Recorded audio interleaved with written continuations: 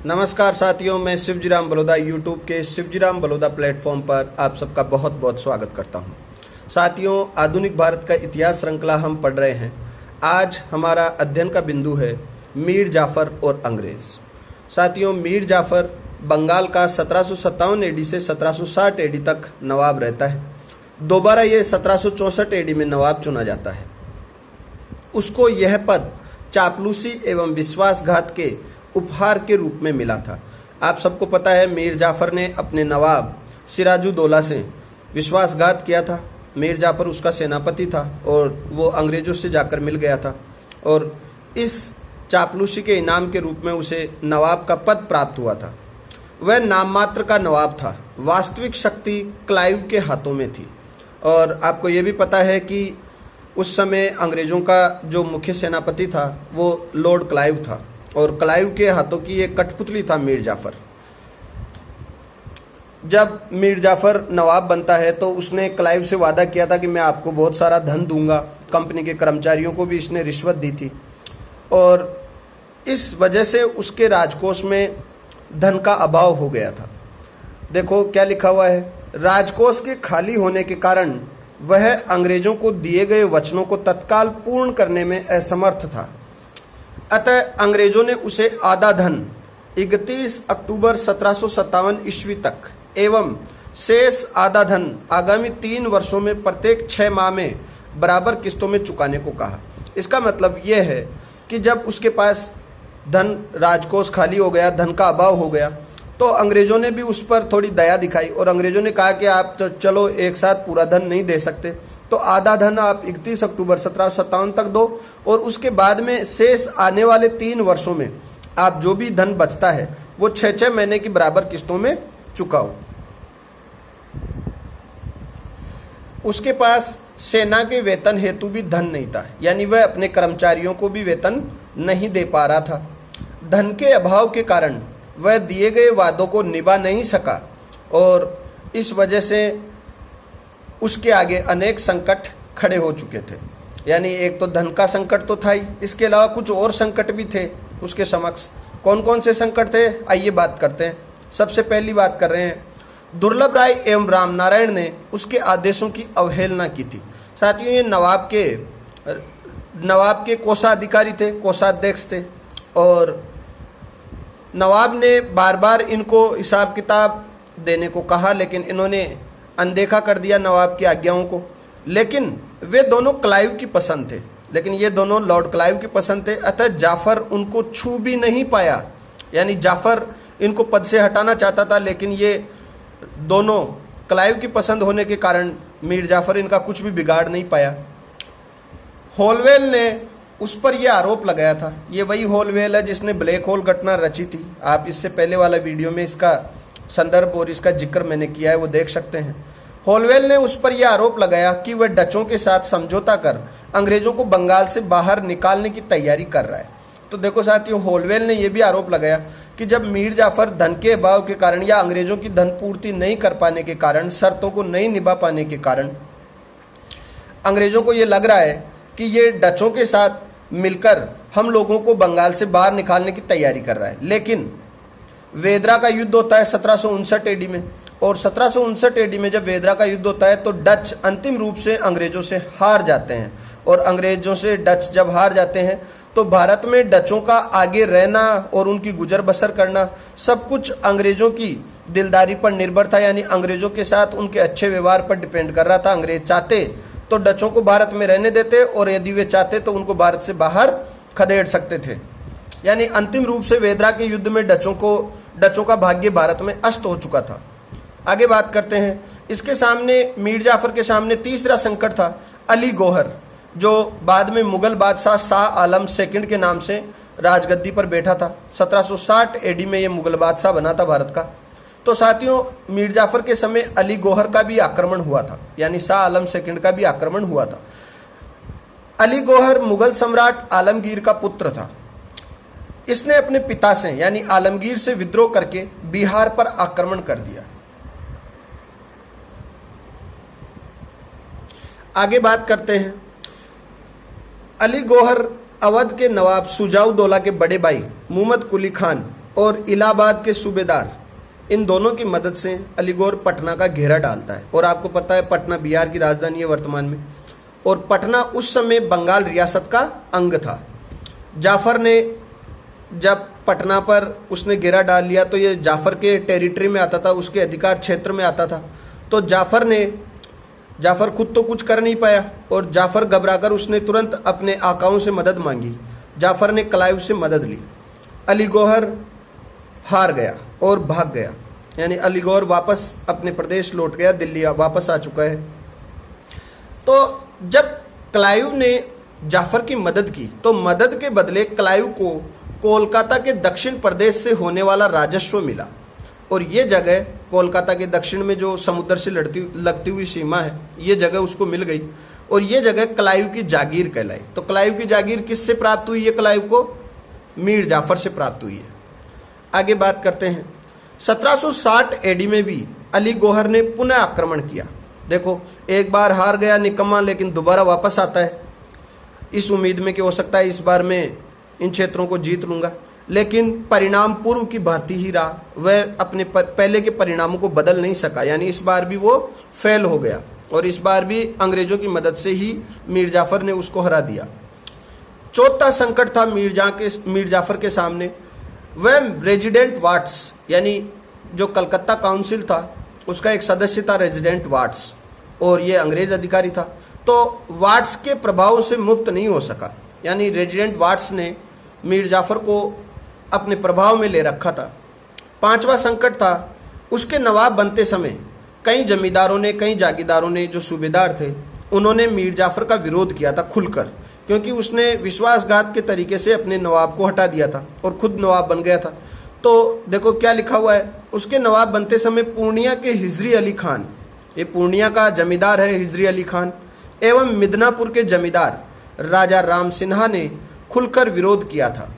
अब जब इनका विरोध हुआ तो मीर जाफर इनको दबा नहीं पाया, और इनको दबाने के लिए मीर जाफर को अंग्रेजों का सहयोग चाहिए था। तो ये कुछ संकट थे, जिसमें सबसे बड़ा संकट था धन का अभाव, यानी मीर जाफर के वित्त का खाली हो जाना, कोष का खाली हो जाना, जाफर को नवाब पद से हटाया जाना। इसके पीछे अनेक कारण सन्निहित थे, अनेक कारण थे इस घटना के पीछे। देखो, जब वह कई संकटों से गिर गया और बाद में कंपनी को भी ये लगा कि जाफर की जगह नया नवाब हमें ढूंढना चाहिए ताकि स्थितियों को सुधारा जा सके, और हमारा जो पेमेंट बकाया है, जो ड्यू है, उसे नवाब से लिया जा सके। तो ऐसा जाफर नहीं कर पा रहा था, तो नए नवाब से ये पेमेंट हमें हो सकता है मिल जाए। इसके पीछे अनेक कारण शामिल थे। पहला कारण देखते हैं, धन के अभाव के कारण सेना एवं कंपनी के कर्मचारी मीर जाफर से निराश थे। तो पहला कारण तो ये था कि खुद सेना भी अब ये चाह रही थी कि हमें हमारा वेतन नहीं मिल रहा, तो हम किस बात की सेवा कर रहे हैं। तो ये कुछ पॉइंट हैं जिनकी वजह से नवाब जो मीर जाफर है उसको पद से हटाया जाना लगभग तय हो चुका था। आगे बढ़ते हैं, आगे बात करते हैं। दूसरा पॉइंट है, कंपनी के कर्मचारियों की भ्रष्ट सोच। जो ईस्ट इंडिया कंपनी के कर्मचारी थे उनकी सोच भ्रष्ट थी, और इस सोच के तहत वे प्रत्येक नए उत्तराधिकारी यानी प्रत्येक नए नवाब से रिश्वत और उपहार मिलने की उम्मीद रखते थे। यानी उनको हमेशा ये उम्मीद रहती थी कि जो भी नया नवाब बनेगा वो हमारे को कुछ इनामें देगा, पैसे देगा, व्यापार में छूट देगा। अलीगौहर, डचों और मराठों के आक्रमण के समय, जब इन तीनों ने, आपको बता दूं, अलीगौहर, डच और मराठों तीनों ने मीर जाफर के ऊपर आक्रमण किया था अलग अलग समय, तो उस समय उसने अंग्रेजों से मदद ली थी, और इस कारण उस पर कंपनी का बहुत अधिक कर्जा बढ़ गया था। तो एक ये भी बिंदु है, अत्यधिक कर्जे की बात हम बार बार कर रहे हैं। चौथा पॉइंट है, उसके दोहित्र, उसका दोहिता और दामाद भी, जो था मीर कासिम। तो मीर कासिम द्वारा नवाब पद पाने की महत्वाकांक्षा, यानी मीर कासिम को नवाब बनना था, और इसके क्रम में उसने कलकत्ता परिषद को भी राजी कर लिया था। साथियों, कंपनी की एक परिषद थी, कलकत्ता परिषद, जो गवर्नर जनरल के साथ मिलकर डिसीजन लेती थी। तो इस कलकत्ता परिषद के कुछ सदस्य थे, उन सदस्यों को मीर कासिम ने राजी कर लिया था, और आप समझ रहे हैं राजी कैसे किया होगा। वही उपहार देने की, उनको उपहार देने के सपने दिखाए, भाई आपको हम ये इनाम दे दूंगा मैं, और मुझे आप नवाब बना दें। इसी क्रम में उसने 1760 एडी में कंपनी से एक गुप्त समझौता कर लिया था। जब कलकत्ता परिषद को उसने राजी कर लिया तो उसने 1760 एडी में एक गुप्त समझौता किया, एक संधि की अंग्रेजों के साथ। ये हम बात मीर जाफर की नहीं कर रहे हैं, मीर कासिम की कर रहे हैं, थोड़ा ध्यान रखना।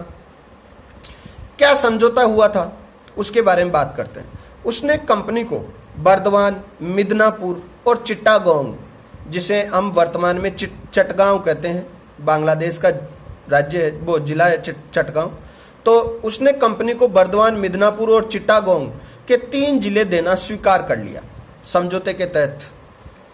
दूसरा, उसने समझौते के तहत कर्नाटक युद्ध के लिए इस कंपनी को 3 लाख रुपए देना स्वीकारा। उसी समय आपको पता है 1757 से 1763 एडी तक आंग्ल फ्रांसीसी युद्ध चल रहे थे, जिन्हें हम भारत में कर्नाटक के युद्ध कहते हैं। और उन युद्धों के लिए इसने ये कहा, बम्बई मैं आपको 3 लाख रुपए दे दूंगा।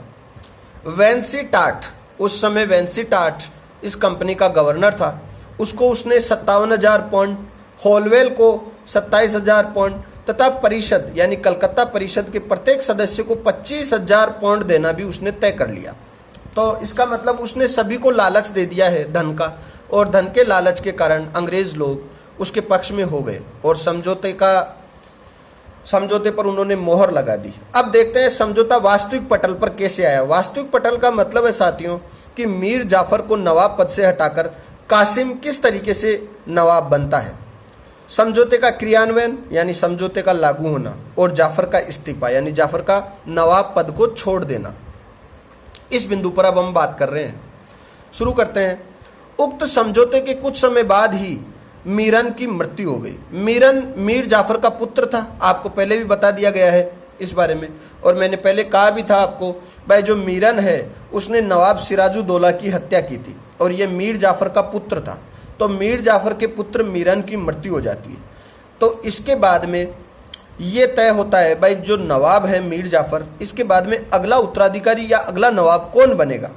तो इस बात को लेकर मीरन के पुत्र यानी मीर जाफर के पोते एवं मीर कासिम के बीच नवाब पद की दावेदारी की गई।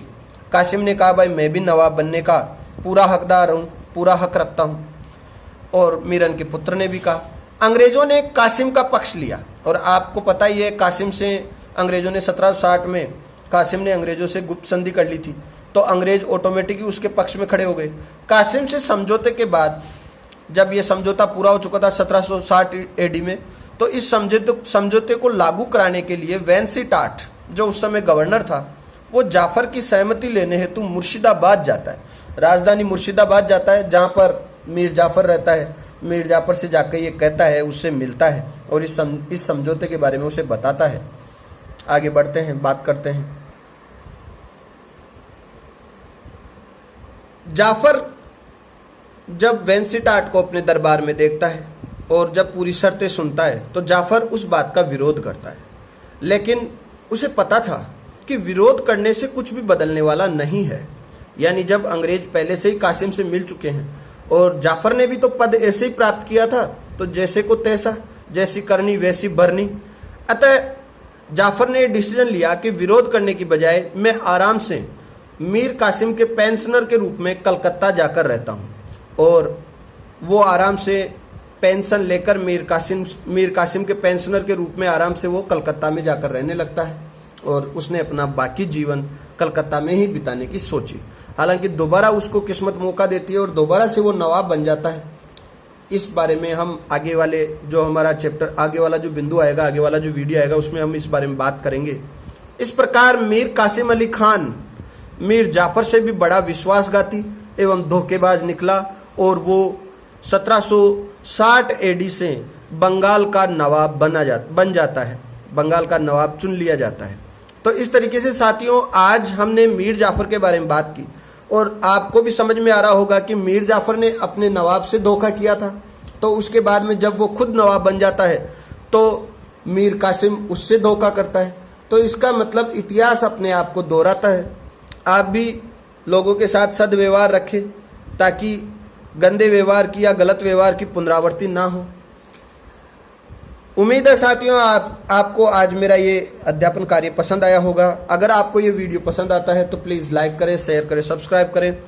आपको यदि किसी भी प्रकार की कोई प्रश्नोत्तर सीरीज चलानी हो या आपको किसी भी प्रकार के प्रश्न का उत्तर अगर आपको चाहना है, आपको नहीं मिल पा रहा है, आपके जहन में आ रहा है, तो आप कमेंट बॉक्स में लिखें।